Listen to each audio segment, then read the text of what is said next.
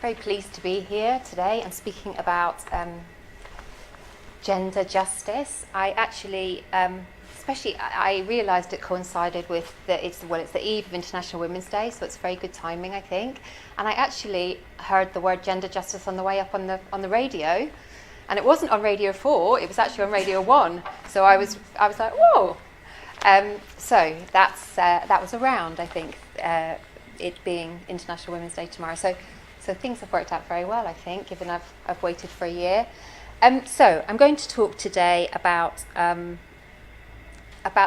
gender in mobility justice, and how we can think about mobility justice. And I suppose what I'm thinking here is particularly Mimi Scheller's recent book called Mobility Justice, because I know that's a term that those of us who've worked in the transport and mobilities field have been maybe not so familiar with that particular term, but certainly with what it means in a broader sense. So thinking about transport, mobility exclusion and inequalities. So Mimi Scheller has written a book which has kind of brought a lot of that thinking together and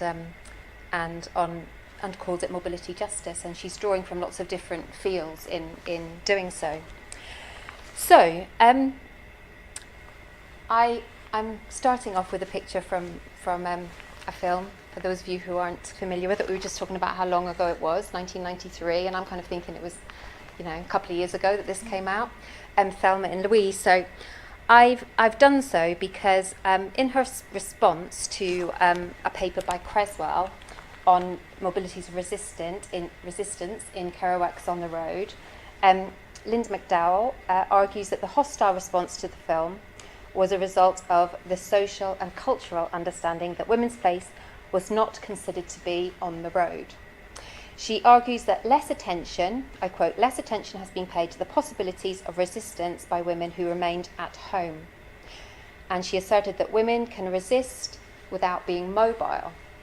So I was thinking about that idea of resistance through immobility, and thinking about what immobility means, and that's another term that we've been thinking about for a number of years. But I thought that opens up a number of questions that I'm going to talk about this afternoon, about female bodies and their mobility and immobility, and thinking about scale as well. So thinking about the site of the body and how that relates to broader scales, and about unevenness and justice in mobilities. So I think the question of scale, actually not just me thinking that, it's very clear in Mimi Scheller's book, Mobility Justice, that scale is really central to that idea of mobility justice, but I think it's also very critical when we're thinking about gender in mobility justice. Because it's only really at this kind of taking a multi-scalar approach to mobilities that we can really understand gender injustice.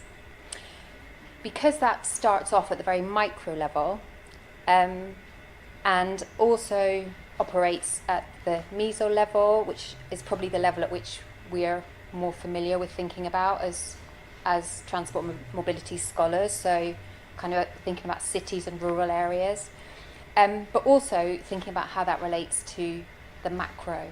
And I think that idea of working through from the macro to the micro is something that's there's been a lot of work on recently within the mobilities and transport fields, which is really good to see. So thinking about how the governing of mobilities impacts on the body. And actually, also there's some work that's beginning to think about even the body at the very, very micro scale, so kind of cellular movement within cellular transport within the body, and how that relates right up to this macro level.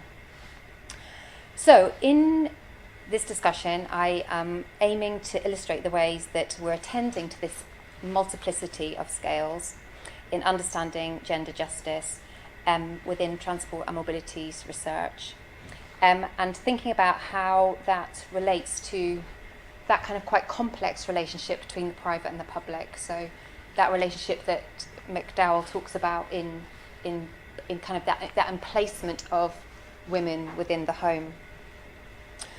And also I think what McDowell does is she raises the question of culture, and that's quite important to my work, and not just thinking of culture as being kind of something separate to work on the sociology or geography of mobilities, but actually is quite central, and also quite central in helping us inform policy.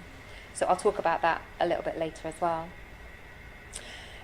So McDowell argues that it's the persistence of women's emplacement in particular spaces that's linked to stories that remain in the cultural imaginary, and that's where I think culture becomes really important, especially in terms of gender injustice, because particular stories, particular scripts or discourses get stuck in the imaginary, and they then reproduce injustices and inequalities.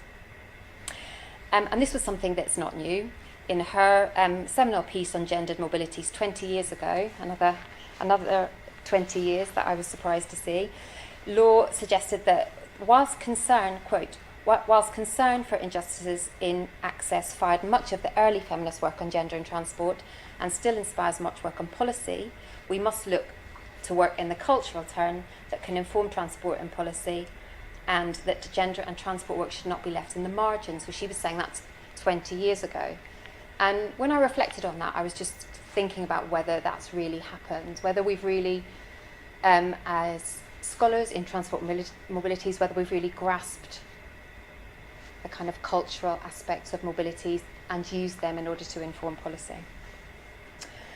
So drawing from feminist scholarship on justice, which actually has at its root, or at its kind of one of its key aspects is culture, and also spatial theories of justice, I'm going to think about approaching mobility justice from a gendered perspective, and to enrich thinking on mobility justice. So not to say, you know, I critique or don't agree with the way in which the way in which Mimi Scheller has presented her work on mobility justice, but thinking about how we can look at it from a particular angle, which is the gendered angle. And some might critique the idea that we even do that. So, you know, some of the work that's on intersectional studies, for example, might not agree that we have to take a particularly gendered perspective. So hopefully I will convince you that we should be doing that. So I'm going to look at Iris Marion Young's work and Nancy Fraser's work on injustice, and also work around rights to the city. But first of all, I thought I would discuss why we should be talking about gendered mobilities in the first place, why that is important to even think about. There's been a lot of discussion from the 1970s around gendered mobilities and transport, and actually I should say that although my work, I'm going to talk about women's transport mostly today, but I'm very much acknowledging that gender injustice doesn't pertain only to women, but to that gender is a fluid concept, and that it's a non-binary concept, and therefore we have to think of it in terms of its fluidity. So, for example, there's much debate, both inside and outside academia, around the mobilities of those identifying as transgender, and about their immobilizations in, for example, accessing facilities that are separated according to male and female. So, and some of the work that I'm aiming to do is looking a bit more around looking at gender from a non-binary perspective in relation to violence. So that's work that I haven't quite got to yet, but that's on the cards. So, as I've said, gender mobilities operates at all scales of mobilities, from the body through to larger scale movements in terms of migration. So I reference, for example, Hui's a study on the sometimes migrant, and how thinking about the migrants as sometimes migrant allows us to understand how their mobilities relates, how their kind of transnational mobilities relate to everyday mobilities. And there's, again, been a lot of work done on that in recent years. I've done some work recently on that fits within that thinking around reproductive mobilities, and in particular the mobilities of women travelling for abortion from Ireland to England, and thinking about the everyday mobilities that result from that sometimes migration. And just thinking about this, the kind of multi-scalar again, if we think about injustice, even at the city level, we should be thinking about the movements to the city, in and out of the city, as well as within it. And for example, key issues like trafficking. So a 2013 report highlighted that that the UK and London in particular are both destination and places of transit for individuals being trafficked, and that trafficking is associated with sexual exploitation, forced labour and domestic servitude.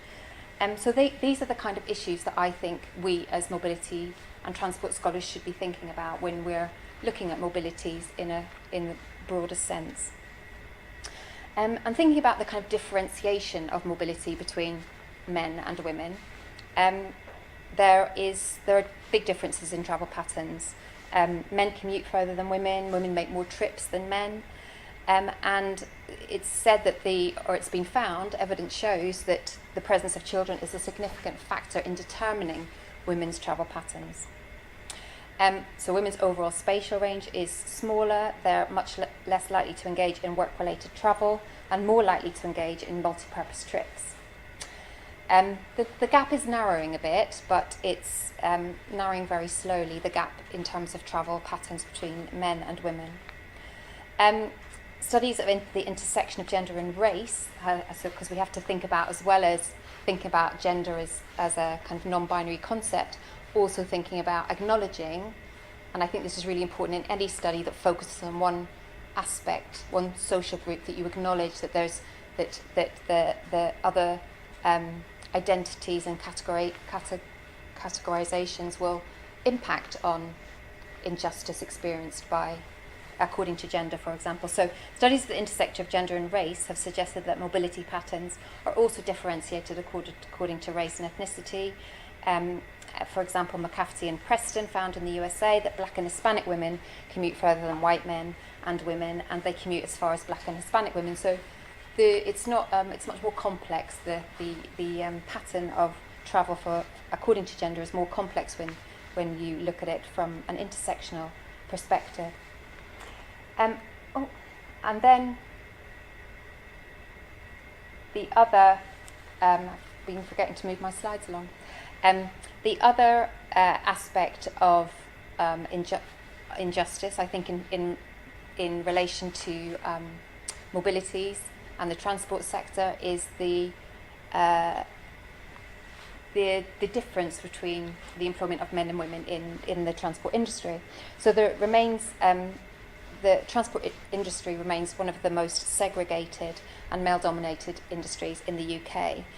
There's various stats in this. I pulled this off the European Commission website, which puts the UK, actually, which isn't the blue, it's the lighter blue, at 20.95% of those employed in the transport sector are women, according to the EU. I've seen other stats. From a while ago, Kerry Hamilton did some work, and she concluded that the transport industry was 90% male. And then when you look at that figure as well, you have to think about the range of employment within it. So that includes travel services, leisure, so travel agents, cabin crew, etc. So only 5% of train drivers in the UK are women, for example. So there's huge disparities in the transport sector, and I'll talk about that a little bit later and why I think that's important, because I think that feeds into this kind of mobile imaginary, which is gendered. So there are these differences, and why does that produce injustices?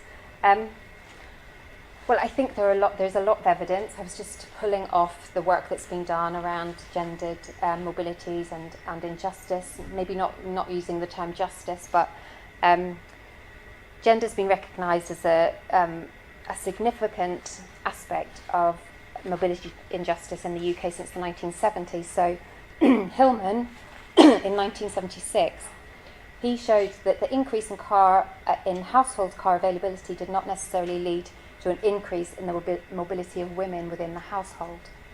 So increasing the number of cars in the household didn't necessarily lead to an increase in car use by women. And that initiated, he was interested in that and initiated a number of studies into women's travel behaviour, though most of those were focused on quite a limited set of criteria, such as travel to work. But that included a substantial body of work, which I think is quite significant, from policy-making bodies. I was actually involved in some of that work, but from the Greater London Council in 1985, the London Research Centre, where I worked on a study around women in transport for London in 2004, which I also worked on. So those studies tended to concentrate on the physical barriers to the transport system that women in particular faced, and in particular thinking about the gender roles that women had that were different to men, but thinking about what that meant in terms of, for example, travelling with children, travelling with pushchair, with shopping, etc. So that tended to be the focus of those studies at the time, thinking about how we could change the transport system so that it was more accessible to women. And so, for example, I remember working on a campaign with London buses in the early 2000s, I think, around signage on buses which allowed women to get on with pushchairs. So it was policies like that that were about reducing the barriers to travel for women. There's been a lot of work since then by academics that's found that carrying on that kind of theme, that women's experience, their temporal and spatial constraints are due to caring roles, and not just for children, but for older people as well. And they are gender-ascribed roles, for example, of mothers, and that they then impose a set of mobility patterns on women that reflect those responsibilities within a patriarchal system.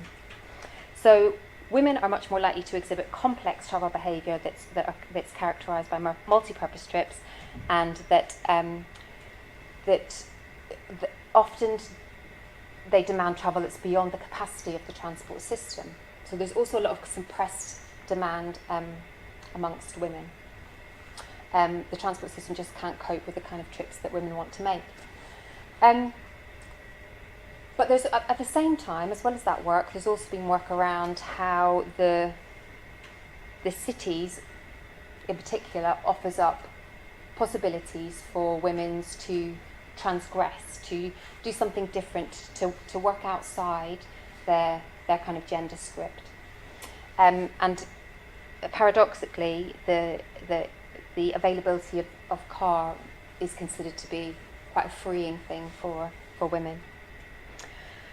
So we can think about this in terms of immobility and the immobilising of the female body. And here, mobility is not about being static. It's not something that's the opposite of mobility, but it's something that is about blockages, about barriers, about stickiness, due to political, cultural, economic, physical, embodied, works across multiple scales. It's about structures, but it's also about experience. And I'll talk about experience a bit later. So the key thing is that immobility is imposed on women to various extents due to a range of constraints, and not only structural constraints but also cultural constraints. So there are these barriers and blockages that constrain women's travel.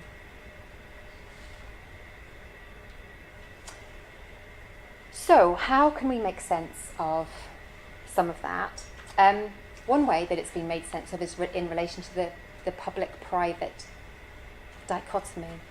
So this idea that McDowell talks about, and actually most scholars who work on gendered mobilities talk about the way in which women are placed within the domesticated space of the home, and that they're out of place in public space. And it's this situating women within the domesticated space of the home with these particular gender-ascribed roles of caring that constrains their mobilities. So we can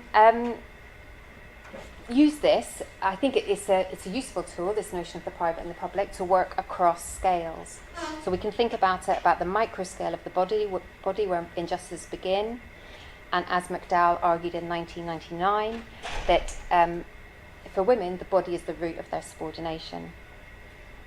So the female body, as observed across history, has been rooted in the space of the private space of the home, and there's this patriarchal alienation of women from public space. So other work, Scheller and Urry, have argued, they've looked at the public-private dichotomy, and they've talked about it being irrelevant because of the way in which the changes in mobility patterns, and particularly car use, has created these quasi-public spaces that mean that women are no longer mobile within particular set ascribed spaces. And of course that's true. There's been a particular blurring of the public and the private, but I think it's still a useful kind of heuristic device in understanding the kind of historical immobilization of women, and also the more contemporary, and especially thinking about the way in which women are immobilized in different parts of the world and at different points in history. And so, for example, a study in Mexico by McAvoy et al. In 2012, they used this public-private dichotomy, looking at the altered mobilities of women following male labour out-migration from Mexico.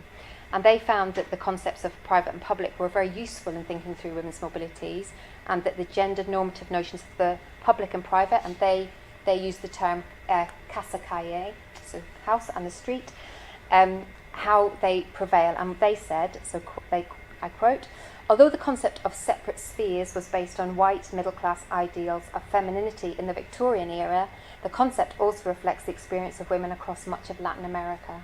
So they've kind of taken this concept, which they've placed in a certain way, and they've used it in another cultural context, and they say it's still relevant. And I think you can see how, not only in different cultures, but also in the UK, how that is still a relevant concept, because in many ways various public spaces are not designed, are not seen to be the right space for women, particularly at certain times of the day, and particular places as well. So public space is still a space which is not the right place for many women at particular times. So we can acknowledge that the ways that women are situated in public and private space, and at the same time we can kind of work towards disrupting that kind of set emplacement of women, and work to oppose it with the lived reality of it. And so the lived reality of it will also be, I'm going to talk about a couple of studies later, including one of Jenny's, actually, where women talk about the way that they feel threatened or out of place in public space. So I think that's still very relevant. But at the same time, there's also women are using their bodies to resist that notion of the public and private in public space. So, as Buckingham suggests, we need to break the dichotomy of the public and private, where urban spaces, urban spaces have been designed to value production and undervalue reproduction. So we need to push against that very set notion of the private and the public. And this is where I turn to theories of justice. And firstly, I'm going to look at Mimi Scheller's theory of mobility justice and how gender fits into that. So, Mimi Scheller has talked about the ways in which the new mobilities paradigm, how it brings together people from lots of different disciplines and allows various approaches to justice to be brought together in thinking through this notion of mobility justice. So she asks us to move beyond existing theories of transport justice, for example, to consider all forms of movement and the wide-ranging techniques for the management of different kinds of immobilities and mobility infrastructures. She argues that mobility, as opposed to transport justice, is about the embodied relations of gender, racialization, age, disability, sexuality, etc., and how that's situated in historical contexts of colonialism, rights to city, movement across borders, and she includes issues like violence against women, the politics of circulation of goods, resources, pollution and waste within that. Her broad conceptualisation of mobility justice. She argues further that mobility justice includes the rights of women to not be subjected to sexual harassment and bodily assault in the workplace, the rights of transgender people to carry non-binary forms of identification, for example. Her critique of transport justice is based on what she perceives to be its limited scope. She follows on from feminist theorists, argues that we need to begin at, again, going back to the site of the body, and that we need to work across all scales. And she argues that the transport justice, as it's conceived, she argues it's narrowly conceived, doesn't do that. Although when I was rereading your paper on transport justice, that paper is very careful to end with thinking about participatory planning, democratic citizenship, right to the city and spatial justice. So it also opens up, I think, the dialogue to thinking about other forms of injustice. Something that Mimi Scheller argues or critiques, I think, or argues that we should move beyond. She argues that we need to move beyond thinking at the site of the city because the city needs to be mobilised, that it's too static a concept, and that we can't understand mobility and justice until we look beyond the city to processes or practices of colonialism. And I would like to some extent take issue with that and looking back to the work of engendered justice, which very much situates thinking at the site of the city.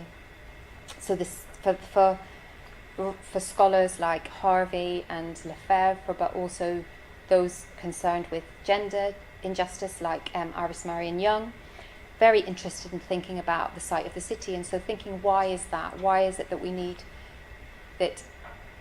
that's the scale at which we should be thinking, as opposed to Mimi Scheller's more global scale. There's been a lot of critique of theories of spatial justice and theories of right to the city of late. Allo and MacLeod and McFarlane talk about how we need to get beyond the competing grammars of urban injustice, and they both talk about how Lefebvre's rights to the city and also David Harvey's spatial justice, how they are very poorly defined, and they're so ill-defined that they're hard to put into practice. From a gender perspective, there's also been critique of rights to the city and spatial justice, particularly rights to the city, which various feminist scholars have said lacks sufficient attention to patriarchal power relations, and some scholars like Fensters argue that Lefebvre has not had any. There was no thinking around power, which I would disagree with, but certainly I think Lefebvre doesn't mention gender as a form of injustice, and doesn't mention the scale of the body and the sexualized body, which is very important to scholars of gender justice. But still, I think we can take, and actually a number of people have taken, the rights to the city as the starting point to think about gender injustice. So there was a recent special edition that where Bocelli and Kaufman have looked at the rights of the city being about right to difference, right to information, right to use of the city, and they've looked at it from this gender injustice and thinking about how engaging with the production and practice of sexualized bodies and their relationship to social space, how they can do that, how those were absent from Lefebvre's model, but how they can think about that as this kind of site of study.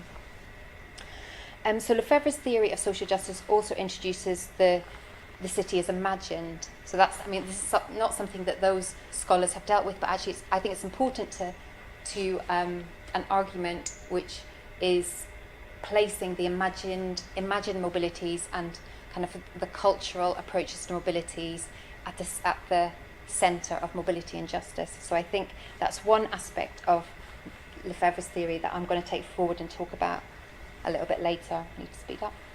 So, Vercelli and Kaufman argue that looking at gendered perspective and right to the city is particularly important in looking at austerity urbanism, as they argue that austerity measures impact women disproportionately. So they've used that notion of right to the city to think about some important contemporary issues in relation to gendered injustices. In terms of transport mobility, Buckingham argues that the right to the city brings attention to safety in urban and public spaces and public transport, and raises issues of accessibility of services, proximity between houses, services and employment, as the ways in which services are allocated pose mobility barriers in relation to social reproduction. So she too is using that rights to the city thesis and understanding it or taking it and re-angling it towards gender injustice. So, arguably, Harvey and Lefebvre's theories of spatial justice have helped situate gendered mobility at the site of the city, where it's possible to challenge injustice. And they do so because it's at the site of the city that we can understand the lived experience of injustice, and that's something that's really critical to the theories of injustice from feminist thinkers like Iris Marion Young and Nancy Fraser. So Iris Marion Young's theory of justice pertains to both space and gender, whereas Nancy Fraser has less. Well, she doesn't really talk about space at all, but I still think it's her thinking is relevant. So she situates her thinking at the scale of the city, and argues that justice is only possible through the coming together of difference, and that's her argument for thinking working at the site of the city, because she argues that cities already bring together people of difference, and so we need to understand that and look at how those processes take place, and then think about what we need to do to create justice in urban spaces. And she argues that we need to do that in relation to decision making, divisions of labour and culture, rather than the distribution of resources. Or actually, not rather than, but as well as the distribution of resources. She starts bringing in the idea that we need to think about culture, and we need to think about recognition as well as distribution. And she's got, I think, a really useful conceptualization of non-oppression. So she thinks about oppression in terms of marginalization, powerlessness, exploitation, cultural imperialism, and violence. And I think some of that thinking in giving us kind of a toolkit to think about some of the key aspects of injustice and then look at policies or look at policy development is really useful. So for Young, the ability to participate in the decision-making process of policy is paramount, and this takes place within these spaces of difference. So whereas Young positions justice in relation to structural group differences, Nancy Fraser's approach to justice is to frame it within a three-dimensional model of economic redistribution, cultural recognition, and political representation. And I think this is the piece of Nancy Fraser's thinking that is really useful in thinking through where gender fits into mobility justice. So we can think about those three aspects, and Nancy Fraser argues that is particularly important in contemporary society, where we have, because she adds this notion of representation of politics into her thinking on the basis that, as she argues, we've moved into this neoliberal context where there's transnational politics of representation transcends state and accounts for trans-border sources of injustice. So she talks about flows of policy, flows of information, and some of the big global threats, like she discusses global warming, the spread of AIDS, international terrorism, and superpower unilateralism as kind of key threats that we need to think about in relation to transnational thinking, rather than, and that's opening up this kind of politics of representation. So the kind of key aspect of justice, I think, in Nancy Fraser's approach that we can take is the kind of the politicking of justice, the the deliberation aspect. And again, I'll talk about that a little bit later with some examples. So the other aspect of that, some of that thinking, is or kind of contemporary thinking around justice and injustice and how we can bring that into mobility's theories, is the Clive Barnett's theories around justice as felt, as an emotional response. So he argues that talks of feelings about justice and injustice as intuitions, arguing there's an emotional geography of justice that requires recognition. It's not that philosophical theories of justice are redundant, but that we need to look at felt and lived experience of injustice alongside these philosophical theories, and that he has argued, along with others, that there's been too much emphasis on philosophy and not enough on lived experience. So hence, and following on from Young and Fraser, we can think about justice being based on the empirical and the interplay of the empirical and the philosophical. And as Fincher and Iveson argue, quote, justice norms and unjust practices have to be held in tension, in conversation, in an analysis. And then we can relate that to feminist methodologies that very much understand that research needs to be grounded in women's experiences. And that's very much the thinking of that notion of the empirical, the importance of the empirical in Susan Feinstein's book, The Just City, in which she argues that we need to convert abstract ideas of justice into policy in response to a neoliberal assault on urban planning. She, in a lecture that I was looking at, she talks about a meeting that she had with Iris Marion Young, and she asked her, Iris Marion Young asked her, well, what do we do about these things, about these injustices?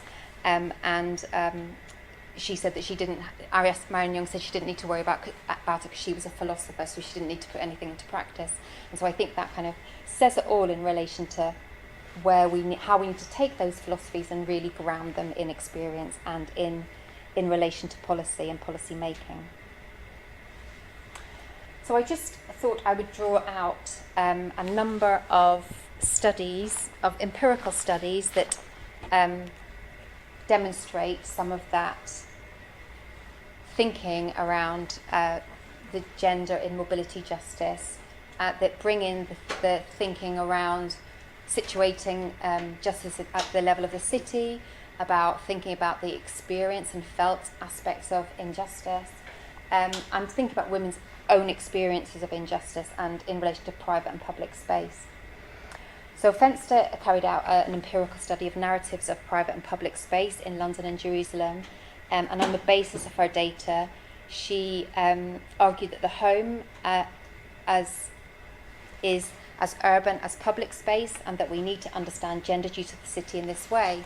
And I think that's a really crucial bit of thinking.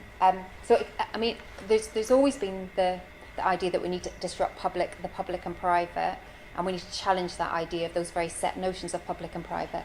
But actually, I think there's been very little work that goes into the home around mobilities and looks at those micro mobilities within the home and aspects of mobility injustice. So, for example, the work that something that I'm working on now is thinking about how we can move from spaces of domestic abuse and violence in the home, how that experience is linked through to experiences of harassment and violence on the street.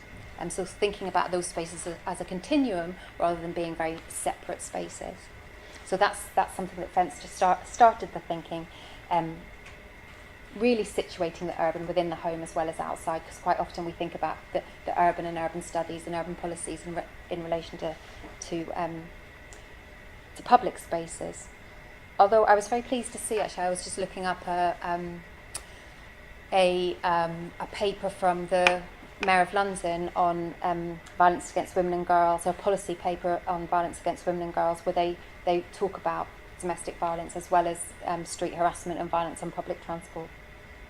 So these are just some examples of quotes from Fenster's study, and also some from Jenny Middleton's study working on the Walking and Rights City, in which everyday gendered, she quote again, I should go back, quoting Jenny, everyday gendered politics more broadly continue to be a key feature of pedestrian social encounters and serve as a further illustration of how actual walking practice connect to wider public concerns. So in both of these studies you can see how the public and private dichotomy is useful in us thinking about gender injustice, but at the same time we need to push back against it.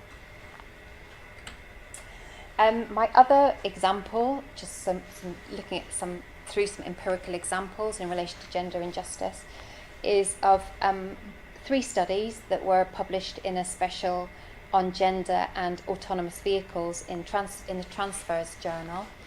And these were looking at how gender is reproduced within discourses around autonomous vehicles. And interestingly, because I mean it is fairly surprising in some ways, but all 3 studies found that gender norms were reproduced in the thinking around autonomous vehicles. So, for example, Weber and Kroger's study, which asked how new techno-imaginaries of autonomous driving are constructed, said there was a little attention to gender aspect of transport transitions.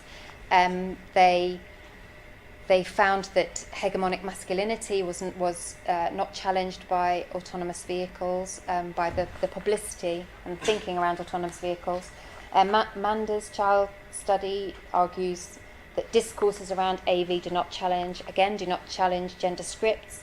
And I quote, "For this reason, it is even more important to think of alternative modes of mobility that transcend the well-known norms of economic growth, traditional energy paradigms, and the hype of mobility as something desirable." And then the third study, which was Balkmore and Maelstrom, also found that AV, on the one hand, could challenge the masculinization of automobility based on the kind of changes in risky and aggressive driving behaviours, and particularly around autonomous trucks. But on the whole, there was no degendering, but instead a regendering and a resegregation around AV. So moving forward and thinking about mobility futures, especially around automobility, there doesn't seem to be much sign of thinking around gender justice. And then the third one was a study that I carried out last year or a year before on looking at retirees from mobile forms of work. So these were retirees from the London Underground, and thinking about their identities as mobile workers as they move into retirement. But what came through from the study was actually really interesting in terms of gender. So, for example, one of the participants, Dan, explained that the working culture, when he joined London Underground in 1978, the working cultures were highly masculinized. He talks about Hannah Dadds, who was the first underground train driver in 1978. Was a long time coming after the transport industry was forced to consider the barriers to particular jobs following the Equal Opportunities Act in 1974. He talks about how the cultures within the London Underground really created particular barriers for women. And so another example, one of the first female overground train driver in the UK in 1983, she was telling of her experiences as a driver's assistant in Norwood Junction in 1979, and I quote, she says, "Arriving at Norwood Junction depot, I found that certain individuals took delight in increasing their swearing in front of me or being crude. I was offended by this." And Dan and John, another of the participants in my study, talk about the way that when London Underground decided that women would be, decided to bring in women because they thought they'd be easier to control. They wouldn't be joining unions. They wouldn't be coming in on strike action. So they had the idea that if women were brought in, it would weaken our position and they'd be easier to control. And and they suddenly made this big announcement that 36 women train drivers were going to be coming in, and there was no locker facilities, and they were very much they were treated with disrespect, basically, and I think there was a lot of opposition to women coming in. So there are lots of experience, and I know that was their thinking about their experiences in the London Underground many years ago, but I think it's still really important to think of that as being part of our mobile imaginary, part of the imaginary that situates women in a certain way in mobile space. And should I be stopping soon? Yeah, you've got a few minutes. Because I'm just going to end actually on, I thought I'd pick out a policy example, and then I thought we could maybe discuss this as well and think about what it means in terms of gender injustice, because this is a policy in London that is part of a wider policy agenda around personal security. And so personal security, particularly for women, was something that was raised right back in those early reports by the GLC in London in the 1980s and the 1990s. And so it's become part of, there's a number of campaigns around this policy agenda around personal security and increasing the sense of personal security for women. And one of those was, the first one really, was the 2002 campaign, Safer Travel at Night, which was a pan-London operation involving the Met Police, City of London Police and Transport for London. It was a multimedia campaign with TV, cinema, posters. It aimed to raise awareness, persuade the public to choose alternative forms of transport to unbooked minicabs. So this is, most of the campaign is around women taking unbooked minicabs or unlicensed minicabs, because there was evidence to suggest that they were a space in which there was sexual harassment and sexual violence. So this was very much the focus of the campaign, to reduce sexual assaults and attacks in taxis. And this is the some of the posters around that campaign. And I just think this raises this, and this was another one, So these are the posters around the campaign, which were aimed at young women and trying to get them to use alternative forms of transport than the minicabs. I'm just thinking about how these might contribute to a particular imaginary, and how these might create a particular cultural understanding around the way young women travel, for not only them but for other people around them. So I think in a wider thinking of gender justice, I'm not sure that images like this and campaigns like this presented in this way are very productive. And I say that, and thinking back to those theories of gender justice, they don't appear to have involved young women, or women for that matter, in thinking through these campaigns. There's some talk on TfL web pages about stakeholder involvement, but I saw, for example, one piece of research that had been done to evaluate this campaign by a market research agency. And so this was one of the slides. This is an official TfL slide, which was produced as part of this research on increasing a personal sense of security for women and reducing the number of sexual assaults. I mean, I was just astounded at some of the images that were being used here in this study, in this piece of research, which looks like it was the only piece of research at a particular time in evaluating that study.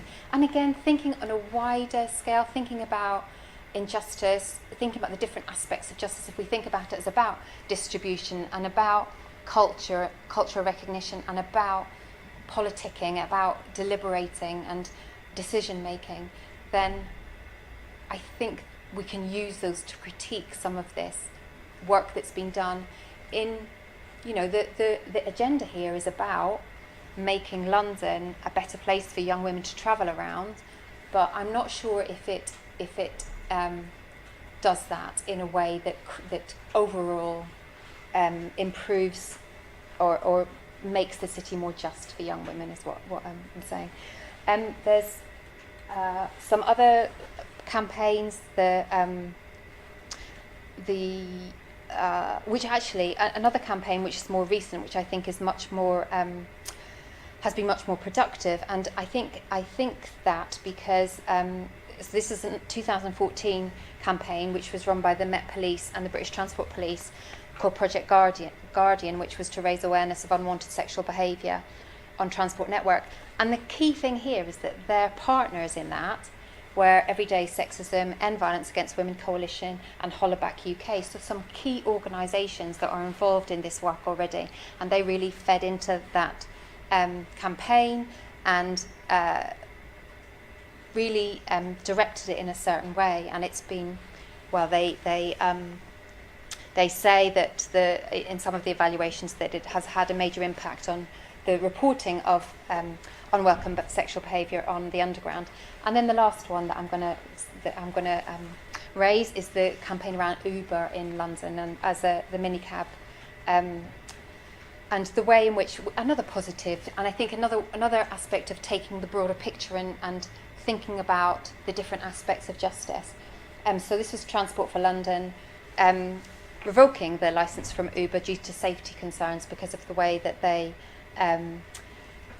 reported sexual assault mainly on minicabs in London. And of course that was overturned by Uber in the High Court, and now TfL are trying to look at that again. But I think all of this policy thinking around gender justice could be better informed by having this this broader approach.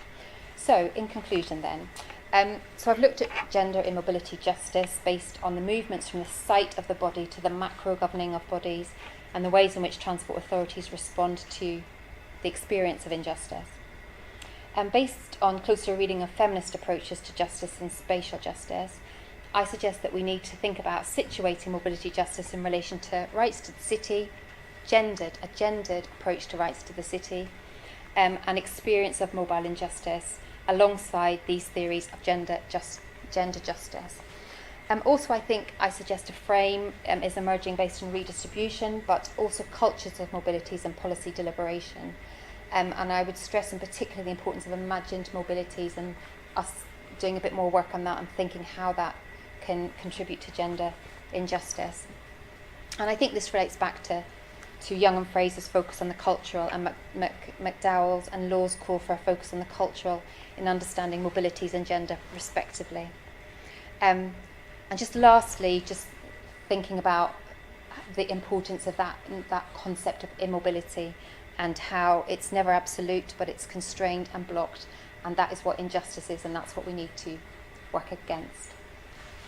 Thank you.